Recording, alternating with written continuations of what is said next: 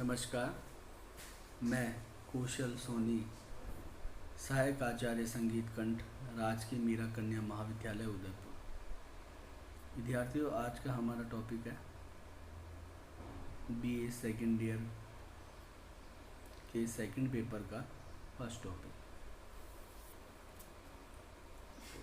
से मैंने आप पहले भी अभी एक वीडियो डाला था, पर आज हमारा एक कंप्लीट हारमोनी और मेलोडी का टॉपिक है। मैंने आपको इससे पूर्व वाले वीडियो में बताया है कि जब एक एक स्वर को क्रमबद्ध रूप से इस प्रकार रखा जाए कि स्वर रचना आकर्षक बन जाए तो उसे मेलोडी कहते हैं।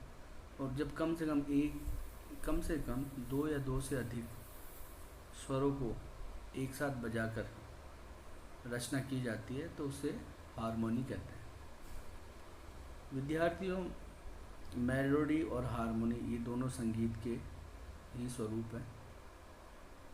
हारमोनी मेलोडी का ही एक स्वरूप है जो कि मेलोडी से ही बना है। बिना किसी मेलोडी की रचना के किसी प्रकार की हारमोनी की रचना नहीं की जा सकती। पहले मेलोडी ही अर्थात स्वरों को क्रमबद्ध रूप में व्यवस्थित करके ही किसी रचना का बनाया जाता है और उसके बाद उन स्वरों के जो कॉर्ड्स होते हैं उनको उस रचना के साथ बजाकर हारमोनी म्यूजिक को पैदा किया जाता है। अब आप एक बात पर ध्यान दीजिए कि दो प्रकार की भावनाएं हमारे अंदर स्थित होती है। एक तो वे भावनाएं जो हृदय से उत्पन्न होती है, जैसे कि प्रेम, घृणा, ईर्ष्या, क्रोध, दया आदि। ये हमारे आंतरिक भावनाएं हैं। और जो दूसरी भावनाएं होती हैं किसी न किसी बाह्य कारण द्वारा उत्पन्न होती है, जैसे कि आश्चर्य, भय। अकस्मात कुछ हमारे सामने घटित होता है तो वो चीज़ बाहर से हमारे हृदय पर प्रभाव डालती है। जब आप कोई भयानक दृश्य देख लेते हैं तो डर का माहौल पैदा होने लग जाता है, कांपने लग जाते हैं। जिन भी बाह्य कारणों से हम पर प्रभाव उत्पन्न हुआ है उन्हें हम बाह्य भावनाएं भी कहते हैं। मानव शरीर के जो अंदर अर्थात मन में स्थित जो भावनाएं हैं उनको उत्पन्न करने की शक्ति हमारे भारतीय शास्त्रीय संगीत में ही है अथवा मेलोडी में ही है। जबकि बाह्य भावनाओं अर्थात बाहर से यदि हमारे हृदय पर किसी भावना को डालना है तो वो सिर्फ हारमोनी म्यूजिक ही वो भावनाएं पैदा कर सकता है। मेलोडी हृदय से उत्पन्न होती है और हारमोनी हृदय को प्रभावित करती है। मेलोडी का जो मेलोडी म्यूजिक है उसका कार्य हारमोनी के कार्य से बिल्कुल भिन्न है। इन दोनों ही संगीत की चीज़ों को एक दूसरे से बड़ा नहीं कहा जा सकता। चूँकि हारमोनी बाहर से हृदय पर प्रभाव डालती है तो हृदय तक पहुंचती है कोई भी भावना हारमोनी के द्वारा, जबकि मेलोडी हमारे हृदय में जो भावनाएं हैं उनको अंदर से बाहर निकालती है। मेलोडी दो हृदय को मिलाती भी है और दूर भी कर सकती है, परंतु हारमोनी केवल प्राकृतिक रूप से उन्हें मिला सकती है। इसीलिए मेलोडी में केवल एक ही ध्वनि अर्थात एक समय में एक ही स्वर का बजना यथेष्ट है, परंतु हारमोनी में एक से अधिक ध्वनियों का होना आवश्यक है। यही इन दोनों का मुख्य अंतर है।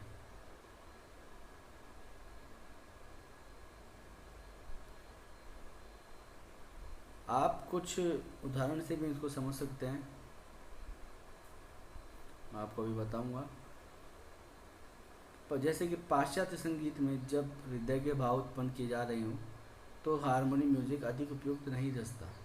जैसे उदाहरण के तौर पे यहाँ पे दिया हुआ है कि उदाहरण के लिए यदि एक वीर सैनिक जब अपनी प्रियतमा से विदा लेते समय गाता है, goodbye sweetheart, goodbye, तो एक से अधिक स्वरों का मिश्रण अर्थात हारमोनी अधिक उत्तम ना होकर कुछ भद्दी ही प्रतीत होगी इन भावनाओं के व्यक्तिकरण में। तो कारण एक यहाँ पर एक है कि यहाँ पे गाने वाला जो अपनी भावनाएं प्रकट करने वाला वो एक मनुष्य है, बहुत सारे नहीं हैं। इसी प्रकार जब कोई प्रेमी व प्रेमिका प्रेम वार्ताला में संलग्न हो तब, अथवा भक्त भगवान की पूजा में तल्लीन हो तब, कोई भी अन्य ध्वनि चाहे वह कितनी भी मधुर क्यों ना हो, उनके ध्यान को खींचेगी। उस समय वह ध्वनि उनको रुचिकर न लगकर कुछ न कुछ व्यवधान भी उत्पन्न करती।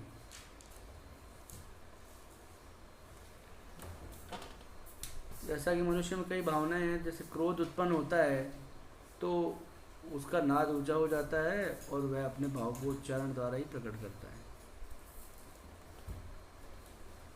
यह भी नितांत असंभव है कि मनुष्य एक समय में ही दो अथवा अधिक ध्वनि गले से उत्पन्न कर सके। इसलिए भारतीय संगीत में हृदय के भाव को उत्पन्न करने के लिए ही केवल मेलोडी का ही प्रयोग होता है। इसलिए मैं आपको बताना चाहूँगा कि जब भी गायकों के साथ संगति के लिए सारंगी इत्यादि वाद्य बजाए जाते हैं तो ये वाद्य गायक द्वारा गाए हुए गाने को ही प्रस्तुत करते हैं ताकि गायन अधिक प्रभावशाली हो। ऐसा नहीं होता है कि वो कुछ और बजा रहे हैं और गायक कुछ और गा रहा है। जो गायक का गाना है उसको ही जो सह उनके वादक होते हैं, जो कि उनको संगतकार होते हैं, वो सब वही चीज़ बजाते हैं ताकि प्रभावशाली अधिक बने। तो ऐसा नहीं है कि उसको आप ये बोलोगे कि अलग अलग इंस्ट्रूमेंट साथ में बज रहे हैं या तो एक हारमोनी म्यूजिक हो गया, ऐसा नहीं है। हारमोनी म्यूजिक में मैंने आपको बताया कि दो या दो से अधिक स्वरों को जब एक साथ बजाया जाता है तो जो ध्वनि होती है उसे कॉर्ड कहते हैं। और इस प्रकार इन कॉर्ड्स से मिलकर जब कोई रचना तैयार होती है तो उसे हारमोनी म्यूजिक कहते हैं। अब आप ये देखिए कि अगर एक मनुष्य जब समुद्र किनारे खड़ा होकर उसकी विशालता का आनंद लेता है तो उसका भी हृदय एक विशेष आनंद से प्रफुल्लित हो जाता है। अब लहरें जब एक एक करके किनारे पर आ रही टकरा रही है, भांति भांति की आवाज़ें समुद्र किनारे पर, चिड़ियों की आवाज़ें आ रही है, कोई मछुआरा है जो वहाँ समुद्र में कुछ गा रहा है, तो इस प्रकार की भावनाओं को अभिव्यक्त करने के लिए यह हमारा मेलोडी म्यूज़िक काम नहीं आता है। या हारमोनी म्यूज़िक से ही इस प्रकार की भावनाएं, इस प्रकार का एनवायरनमेंट पैदा किया जा सकता है।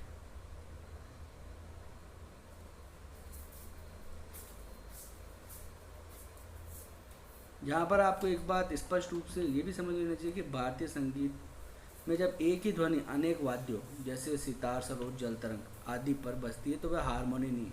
जैसे एक ही धुन है, उसको सितार वाले भी बजा रहे हैं, उसी को गिटार वाले भी बजा रहे हैं, उसको जल तरंग वाले भी बजा रहे हैं, उसको सरोद पर भी बजा रहे हैं, या उसको सारंगी पे बजा रहे हैं। तो अगर वो एक साथ भी एक ही धुन को बजा रहे हैं तो वो हारमोनी म्यूजिक नहीं है। हारमोनी म्यूजिक में मैं आपको फिर से स्पष्ट कर दूं कि दो या दो से अधिक स्वरों से बने हुए जो कॉर्ड्स होते हैं उन कॉर्ड्स के द्वारा हारमोनी म्यूजिक तैयार होता है।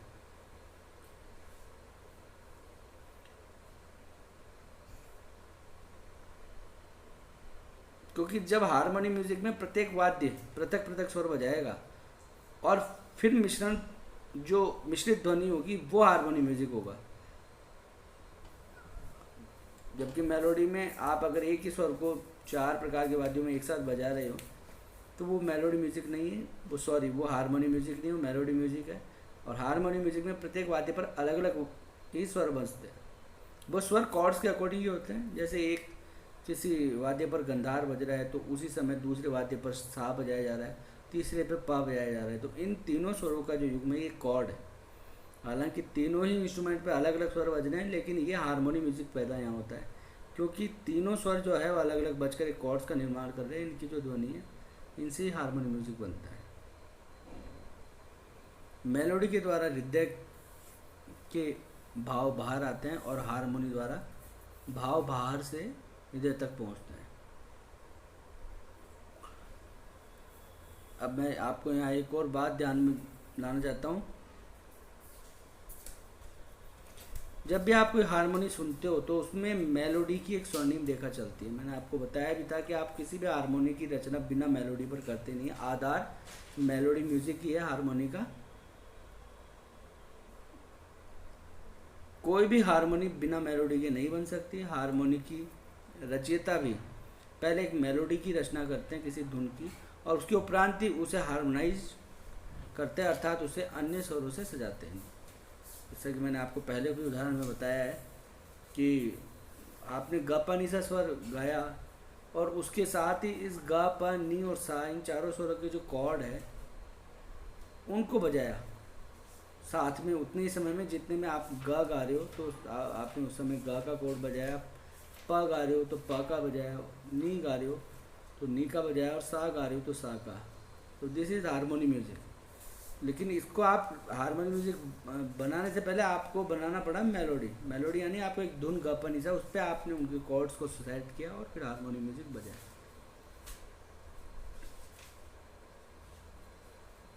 और यहाँ इस प्रकार एक प्रश्न भी उपस्थित होता है कि जब हारमोनी में भी मेलोडी प्रधान है तब समस्त यूरोप में हारमोनी ही अधिक प्रिय क्यों है? हारमोनी अधिक प्रिय क्यों है? बल्कि ये बड़ी तीव्र गति से हमारे भारतीय संगीत में भी प्रवेश कर रहा है। इसका उत्तर यही हो सकता है कि जब कोई मस्तिष्क नवीन खोज करता है तो कुछ लोग उसमें भी आनंद ही लेने लगते हैं। उदाहरण के लिए, ताश के पत्तों पर कुछ काली और लाल निरर्थक बूंदे और चित्र है, परंतु फिर भी इसके प्रेमी जब ताश के पत्ते हाथ में लेकर बैठ जाते हैं तो सारी सुध बुध भूल जाते हैं। यही नहीं, वरन इन निरर्थक बूंदों के आधार पर ही हजारों का नफा नुकसान भी हो जाता है। फिर हारमोनी में तो संगीत की ही बाह्य भावनाओं को व्यक्त करने का विशेष गुण भी है, तब इसकी ओर झुकना स्वाभाविक है। आधुनिक युग में सिद्ध किया जा चुका है कि संसार में हारमोनी के सिद्धांत की सर्वप्रथम खोज भारत ने ही की थी, और इसका शुद्धतम रूप मेलोडी ही है। जो रूप पाश्चात्य विद्वानों ने इसे दिया है वह इतना शुद्ध नहीं है जितना कि यह भारतीय रूप। अब हारमोनी दो प्रकार की होती है, सिंपल हारमोनी और काउंटर पॉइंट हारमोनी। देखिए, सिंपल हारमोनी मैंने आपको जैसा अभी तक हारमोनी के बारे में बताया कि हारमोनी क्या होती है, कि दो या दो से अधिक स्वरों को जब एक साथ बजाया जाता है तो उससे जो ध्वनि आती है उसे कॉर्ड्स कहते हैं। इन कॉर्ड्स की से जो भी धुन या रचना तैयार होती है उस म्यूजिक को हम हारमोनी म्यूजिक कहते हैं। वही एक सिंपल हारमोनी है जिसका स्वरूप मैंने आपको अभी तक बताया। यहाँ हम बात करते हैं अगला काउंटर पॉइंट हारमोनी। जब एक साथ एक से अधिक मेलोडीज को मिला दिया जाता है उसे काउंटर पॉइंट हारमोनी कहते हैं। उदाहरण के लिए कि आप एक धुन गा रहे हैं और उधर किसी और ने दूसरी धुन गाना बजाना शुरू कर दिया अन्य किसी वाद्य पर, तो ये सभी मिलकर के जो ध्वनि पैदा होती है उसे काउंटर पॉइंट हारमोनी कहते हैं। इसको आप ये समझिए कि मैं एक वाद्य पर गंधार बजा रहा हूँ, उसी समय कोई व्यक्ति दूसरे वाद्य पर पंचम बजा रहा है, तीसरा व्यक्ति सा बजा रहा है, तो ये एक तरीके से तीनों स्वर मिलकर किसी कॉर्ड्स की रचना कर रहे हैं। तो इस प्रकार से जो भी रचना होती है उसे काउंटर पॉइंट हारमोनी कहते हैं। तो इसमें आप स्वरों का युग्म जो है वो साथ में चलता है और कॉर्ड्स बनती हुई साथ में चलती है। अलग अलग आप इंस्ट्रूमेंट अगर चार आपके पास है, अलग अलग पे आपने अलग अलग धुन जो बजाई जाती है उनका एक सिस्टम ये होता है कि जैसे एक जो धुन बज रही है, यदि यहाँ सा गा पा नी, तो दूसरे व्यक्ति के पास ग प या ग सा रे नी, ताकि दोनों जो इंस्ट्रूमेंट हैं इनकी जो के द्वारा जो स्वर बजाए जा रहे हैं वो आपस में मिलकर के किसी कॉर्ड की रचना करे और हारमोनी म्यूजिक पैदा हो, तो ये काउंटर पॉइंट हारमोनी कहलाता है। आज हमारा हारमोनी और मेलोडी का टॉपिक पूरा हो चुका है। इससे समझ में आपको कोई भी समस्या हो तो व्हाट्सएप ग्रुप जो हमारा बनाया हुआ है उस पर आप संपर्क कर सकते हैं, पूछ सकते हैं। उस पर नोट्स भी मैं आपको अभी अवेलेबल करूँगा PDF फॉर्मेट में। इसका आप अधिक से अधिक अध्ययन करें और लाभ उठाएं। धन्यवाद।